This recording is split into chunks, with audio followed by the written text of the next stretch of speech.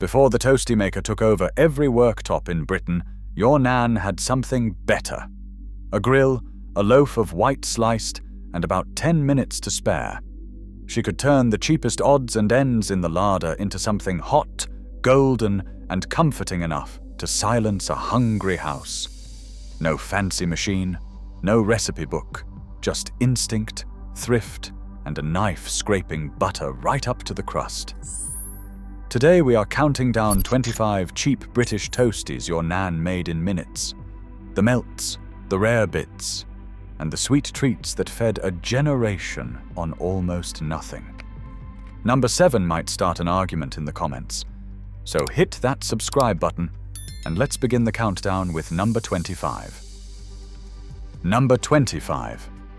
Sugar on toast was the cheapest treat a British kitchen could offer, and for many children it was the first thing they ever made themselves.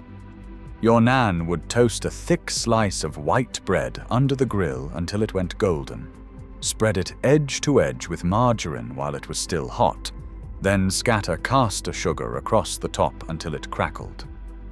Some pressed the sugar in with the back of a spoon so it half dissolved into the butter, forming a thin, sweet crust that shattered under the teeth. In the early 1950s, when sweets were still on ration until 1953, a bag of sugar cost pennies and stretched for weeks. This was pudding when there was no pudding, a Saturday afternoon reward that cost almost nothing. Children ate it standing by the warm oven, sugar dusting their jumpers, never once thinking they were eating poor. Number 24. Condensed milk on toast was the toastie that felt like getting away with something. Your Nan kept a tin of Nestle's condensed milk punched with 2 holes in the larder, thick and pale gold, sweet enough to make your teeth ache. She would toast the bread, butter it lightly, then drizzle the sticky milk in slow ribbons that pooled and slid toward the crust. A tin cost around 10 pence and lasted an age, spooned into tea, into puddings, and onto bread when the biscuit tin was empty. Children would race a finger along the edge before it dripped onto the plate. It was cloying, indulgent, and utterly beloved, the sort of treat that arrived on a wet Sunday when the shops were shut and there was nothing else in the house. For a generation raised on rationing, that tin was pure luxury, hiding in plain sight. Number 23. The jam toastie turned a heel of bread and a spoonful of jam into a proper hot treat. Your Nan would toast the bread, spread it with margarine, then a generous smear of homemade bramble or plum jam bubbled up from the hedgerows in autumn. The clever ones sandwiched 2 slices together and pressed them back under the grill for a moment, so the jam turned molten and oozed at the edges, a warning to wait before biting. A jar of jam, boiled up in a big pan from Windfall Fruit and Sugar, cost almost nothing and filled a whole shelf. The smell of warm fruit and toasted bread meant comfort after school, a 5-minute answer to a grazed knee or a grey afternoon. Shop-bought jam came later, but for years the jam toastie carried the taste of a summer spent picking blackberries down the lane. Number 22. The banana toastie was the trick that made one banana feel like a feast. When bananas returned to British shops after the war, they were a small event, and your Nan made everyone count. She would mash a ripe banana with a fork, sometimes with a pinch of sugar, spread it across buttered bread, add a second slice, and toast the whole thing until the outside crisped and the inside turned to warm, sweet paste. The heat brought out a flavor close to caramel, richer than the raw fruit ever tasted. One banana could feed 2 children this way, split between rounds and cut on the diagonal. It was cheap, filling, and felt like a treat rather than making do. On a cold morning before school, a hot banana toastie in the hand was worth more than any cereal in a box. Number 21. Dripping toast was the savory cousin of all these sweet slices, and older folk swore nothing beat it. Your Nan kept a bowl of beef dripping in the larder, saved from the Sunday roast, pale amber with a dark jelly settled at the bottom that held all the flavor. She would toast the bread, then spread the cold dripping thick so it half melted into the warm crumb, scooping down for that savory jelly and finishing with a good pinch of salt. It tasted of roast beef long after the joint was gone. A slice of dripping toast cost nothing at all, made from fat that would otherwise have been thrown out, and it kept a working man going through a long, cold shift.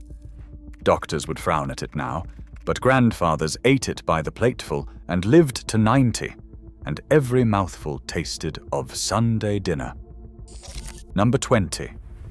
Sardines on toast turned a tin from the back of the cupboard into a hot tea in minutes. Your Nan kept a stack of little flat tins, sardines packed in oil or tomato sauce, bought for a few pence and always in reserve. She would tip them onto toasted bread, mash them roughly with a fork so the soft bones vanished into the flesh, then slide the lot back under the grill until the edges bubbled and browned. A shake of vinegar or a twist of black pepper lifted it. Rich in oil and cheap as anything, sardines on toast was the fallback when the purse was thin and payday still felt far off. The smell was strong enough to clear the kitchen of anyone who did not fancy it, but for the rest it was salty, savory, and satisfying. A proper meal built from a tin that cost less than a stamp. Number 19. Mushrooms on toast felt like a small piece of luxury for the price of almost nothing. When field mushrooms were picked free from the dewy pastures at dawn, or bought cheap by the bagful, your Nan would fry them slow in a knob of butter or bacon fat until they gave up their dark juices and turned silky. She piled them onto toasted bread and let that inky liquor soak down into the crumb, seasoned with nothing more than salt and pepper. The kitchen filled with an earthy, buttery smell that meant a treat was coming. This was breakfast for a special morning or a light tea when meat was scarce, elegant enough to feel generous, yet costing barely a thing when the fields were giving. Children learned early that the soaked patch of bread at the bottom was the best bit, the reward for eating around the edges first. Number 18.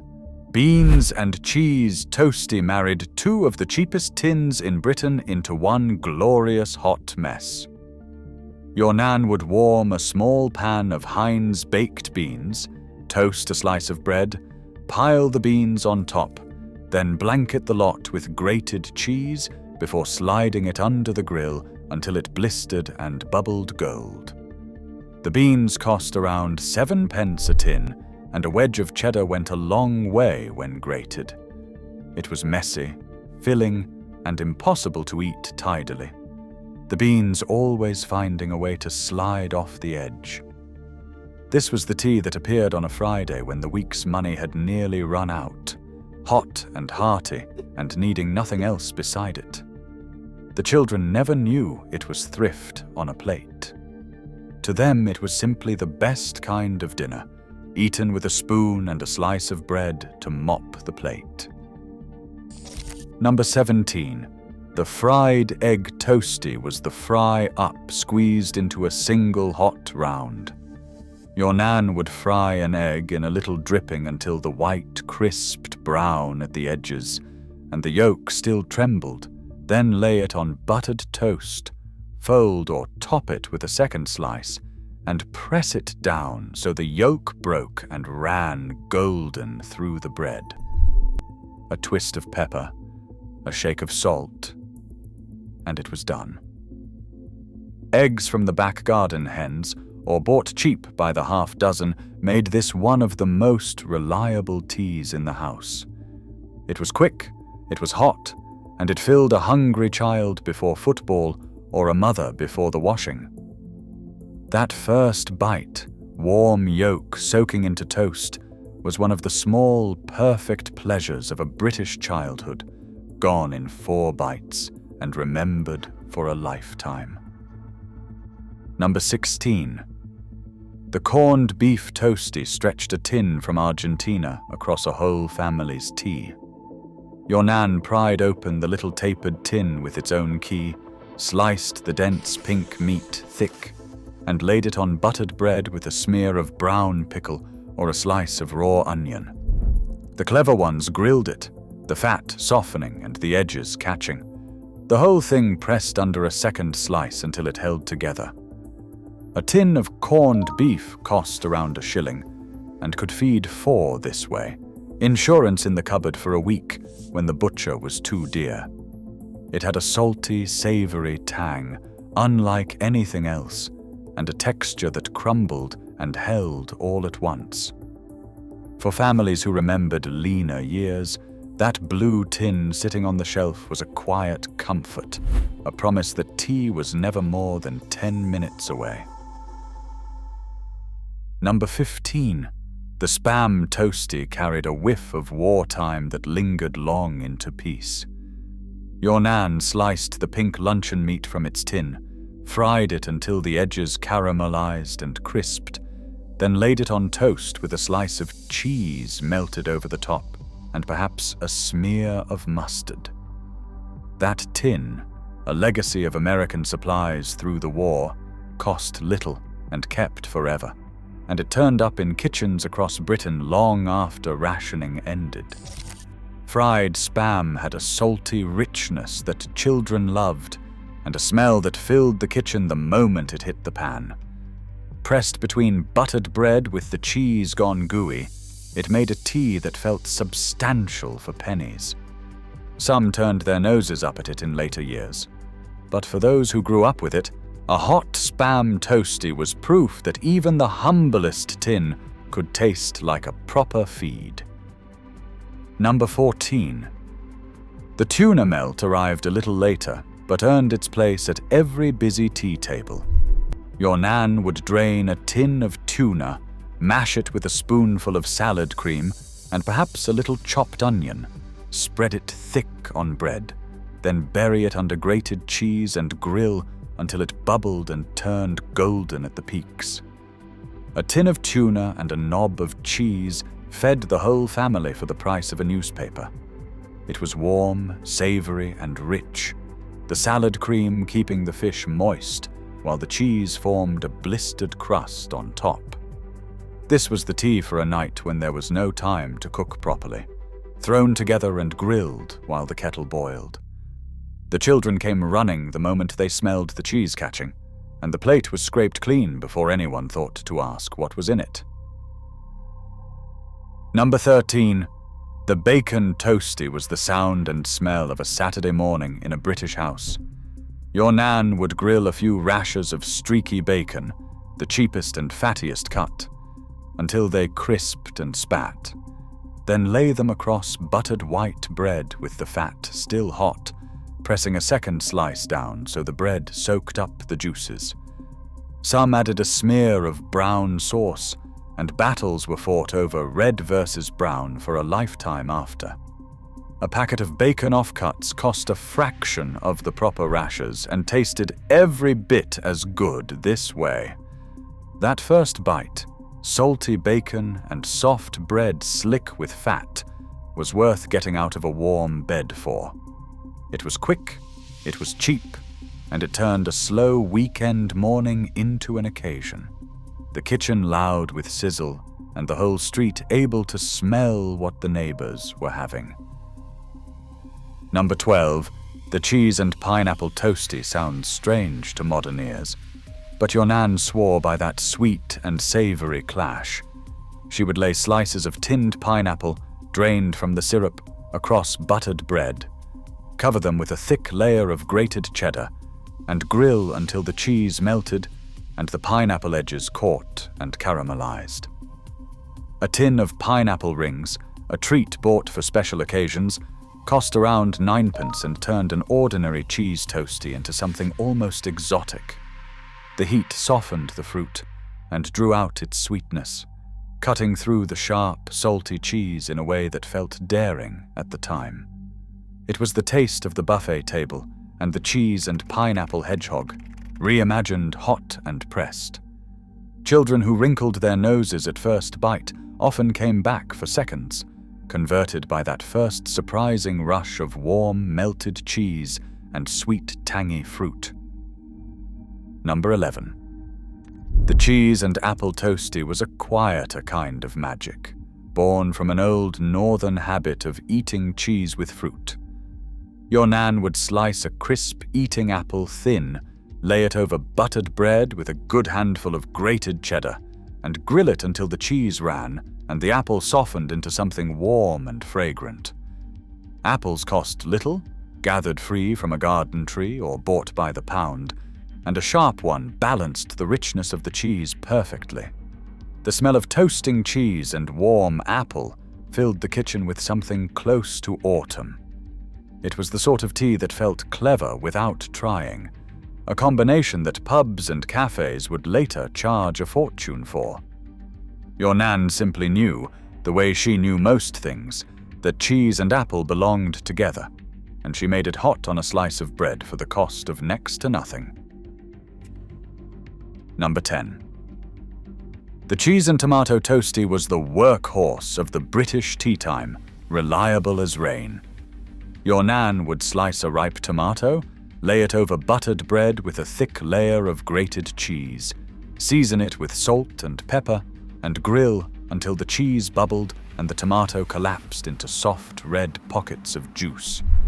Tomatoes from the greenhouse, or bought cheap when in glut, made this one of the freshest teas in the house. The trick was to grill it long enough that the tomato roasted slightly, sweetening as it softened, while the cheese formed a golden skin across the top. It was simple, cheap, and endlessly comforting, the kind of thing eaten 1,000 times and never once tired of. Every family had their own version, some adding a dash of Worcestershire, but at its heart it was just bread, cheese and tomato, transformed by 10 minutes under a hot grill. Number 9. The cheese and spring onion toastie brought a sharp green bite that lifted the humble melt into something brighter. Your Nan would chop spring onions fine, scatter them over buttered bread with a heap of grated cheddar, and grill the lot until the cheese ran and the onions softened just enough to lose their raw edge. A bunch of spring onions from the market cost pennies and grew freely in half the back gardens in Britain. The onions added a freshness that cut through the richness of the cheese, a savory tang that made the whole thing taste more alive. This was the toastie for someone who wanted a bit more than plain cheese, but had nothing fancy in the house. It was quick, it was cheap, and it carried the taste of the vegetable patch straight to the tea table, a small green flourish on a slice of bubbling gold. Number 8. The cheese and Worcestershire toastie was the one where your Nan's secret weapon came out of the cupboard. That dark bottle of Lee and Perrin sat on every kitchen shelf, and a few shakes over the cheese before grilling changed everything. Your Nan would grate the cheddar over buttered bread, splash the Worcestershire across it, and grill until the sauce and cheese melted together into something deep, tangy, and savory with a faint warmth at the back. A bottle lasted years and cost little for what it gave. That sauce, brewed from anchovies, tamarind, and vinegar, added a mysterious richness that made people ask what was in it. It was the difference between an ordinary cheese toastie and one that stayed in the memory. Every Nan had her own number of shakes, guarded like a recipe, and every grandchild grew up thinking their Nan's cheese toastie was simply better than anyone else's. Number 7. The cheese and Marmite toastie split British families down the middle, and still does. Your Nan would spread a thin scrape of Marmite over buttered bread, the dark, sticky yeast extract loved and loathed in equal measure, then pile grated cheddar on top and grill until it bubbled. The salty, savory depth of the Marmite met the richness of the cheese and created something that fans would swear by to their dying day. A jar cost little and lasted forever. One small pot fueling years of arguments at the tea table. The key was restraint, a whisper of Marmite rather than a slab, letting it lift the cheese rather than drown it. Those who loved it truly loved it, and those who did not fled the kitchen at the smell. Either way, the cheese and Marmite toastie was a rite of passage, the toastie that taught British children exactly where their loyalties lay. Number 6. The cheese and Branston pickle toastie was the taste of the ploughman's, pressed hot between 2 slices. Your Nan would spread a thick smear of that dark, chunky pickle over buttered bread, cover it with grated cheddar, top it with a second slice, and grill or press it until the cheese melted. And the pickle warmed into a sweet, tangy, sticky mess. A jar of Branston cost little and sat in every larder in the land, its sweet and sour bite the perfect foil for sharp cheese. Warmed through, the pickle turned almost jammy, its vinegar tang softening into something rich and mellow. This was the toastie for a proper tea, filling and full of flavor, the sort of thing a grandfather ate with a mug of strong tea after a long day. It cost pennies to make, yet tasted like far more, and no 2 Nans ever agreed on how much pickle was enough. Number 5. The cheese and onion toastie was pure comfort, the marriage that never failed. Your Nan would slice or grate an onion, sometimes softening it first in a little butter, then layer it with grated cheddar over buttered bread and grill until the cheese ran gold and the onion turned sweet and translucent. An onion cost next to nothing and hung in nets in the larder all winter.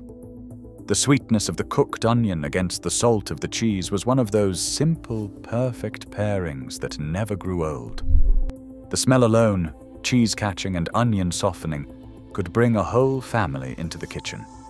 It was hearty, cheap, and satisfying in a way that few things are. A toastie that needed no sauce and no fuss. This was the flavor that crisp makers spent millions trying to bottle, and your Nan made it fresh and hot for the price of a slice of bread and a lone onion. Number 4. Buck Rarebit lifted the humble cheese toastie into a proper supper by crowning it with an EGG. Your Nan would make her rarebit mixture, melting cheese with a splash of milk, a knob of butter, a shake of Worcestershire, and a spoon of mustard. Spread it thick on toast and grill it until it blistered. Then top the whole thing with a poached or fried egg. Breaking that yolk over the molten cheese was the moment the whole dish came alive, the gold running down through the savory topping. It cost barely more than plain cheese on toast, yet felt like a meal fit for a Sunday.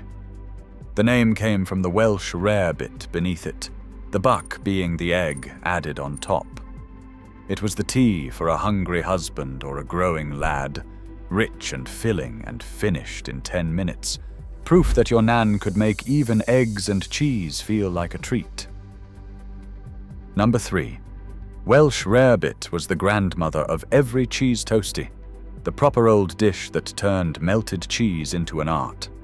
Your Nan would build a savory sauce in a small pan, melting cheddar with butter, a splash of ale or milk, a spoonful of mustard, a shake of Worcestershire, and a good grind of pepper, stirring until it turned thick and glossy. She spread that over toast and slid it under the grill until it bubbled and freckled brown on top. This was no throw-it-together snack.